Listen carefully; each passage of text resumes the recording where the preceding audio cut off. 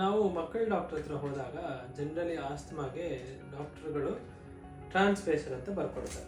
ಈ ಥರ ಒಂದು ಟ್ರಾನ್ಸ್ಪೇಸರ್ ಬರುತ್ತೆ, ಅದರದ್ದೊಂದು ಲೀಫ್ಲೆಟ್. ಈ ವಿಡಿಯೋ ಮೂಲಕ ನಾವು ಇದನ್ನು ಹೇಗೆ ಉಪಯೋಗಿಸೋದು ಅಂತ ನೋಡೋಣ. ಫಸ್ಟ್ ಈ ಟ್ರಾನ್ಸ್ಪೇಸರ್ಗೆ ಒಂದು ಮಾಸ್ಕ್ ಥರ ಇರುತ್ತೆ, ಇದು ಡಿಟ್ಯಾಚಬಲ್ ಇರುತ್ತೆ, ಇದನ್ನ ಫಿಕ್ಸ್ ಮಾಡ್ಬೋದು. ಇನ್ನೊಂದು ಎಂಡ್ ಸ್ಲಾಟ್ ಇರುತ್ತಲ್ಲ, ಅದು ಈ ಇನ್ಹೇಲರ್ನ ಫಿಕ್ಸ್ ಮಾಡೋದಕ್ಕೆ ಅದು ಸ್ಲಾಟ್.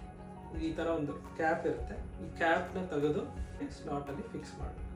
ಫಿಕ್ಸ್ ಮಾಡಿ ಈ ಥರ ಪ್ರೆಸ್ ಮಾಡೋದನ್ನ ಕಲ್ತ್ಕೋಬೇಕು. ಈ ಹೆಬ್ಬೆಟ್ಟು ಕೆಳಗೆ ಬರಬೇಕು, ಈ ಎರಡು ಬೆರಳು ಇಲ್ಲಿ ಮೇಲೆ ಬಂದಾಗ ಪ್ರೆಷರ್ ಕೊಟ್ಟಾಗ ಈ ಥರ ಔಷಧಿ ಈ ಚೇಂಬರ್ ಒಳಗೆ ಬರುತ್ತೆ.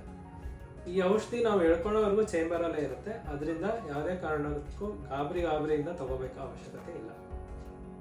ಈ ಥರ ನಾವು ಪ್ರೆಸ್ ಮಾಡಿದ್ಮೇಲೆ ಈ ಥರ ಒಂದು ಬಾಯಲ್ಲಿ ಇಟ್ಕೊಂಡು ಇದನ್ನು ಉಸಿರು ಎಳ್ಕೋಬೇಕು.